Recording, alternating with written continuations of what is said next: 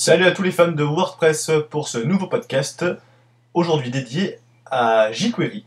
Nous allons voir comment utiliser la version de jQuery de Google au lieu de celle de WordPress et gagner en performance et en stabilité. Donc, pour profiter de Google jQuery et donc avoir quelque chose à jour, je vous propose de copier-coller ce bout de code présent dans l'article déjà en ligne et d'ouvrir votre administration de WordPress.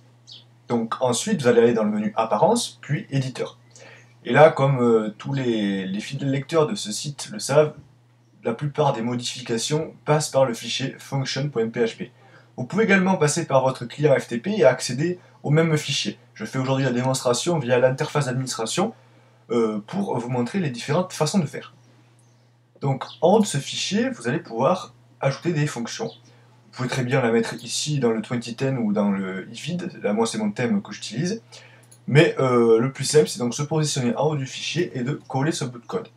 Alors n'oubliez pas de fermer avec les balises PHP, de sorte que cela fonctionne. Et là vous remarquez la présence d'une ligne qui correspond à la version 1.5.2 de jQuery, la dernière en date. Comme l'indique un commentaire judicieux sur ce site, il est possible d'utiliser la dernière version en date sans se soucier du numéro de version, et donc être toujours à jour. Dans mon cas, donc, je me limite à avoir une version plus récente. Donc si vous voulez voir déjà où se fera la modification, si vous êtes un peu curieux, avant de valider, ouvrez votre site.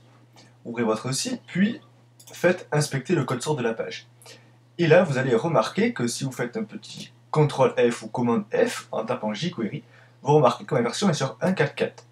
Donc nous allons supprimer ce script automatiquement et mettre Google à la place.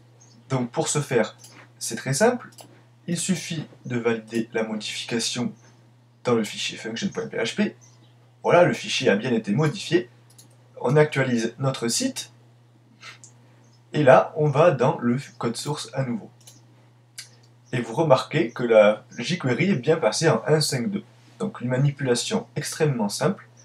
Seul désavantage, enfin si on peut en parler d'un désavantage, c'est que la nouvelle version de jQuery pèse 20 kg à peu près de plus que la version proposée par WordPress. Mais au moins vous êtes à jour et le site sera plus rapide, en principe.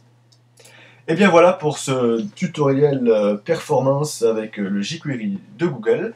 Et je vous donne à très bientôt pour un nouveau podcast. Et n'oubliez pas de dire j'aime à WordPress Channel pour m'encourager dans la suite. Allez, salut et que la force de WordPress soit toujours avec vous.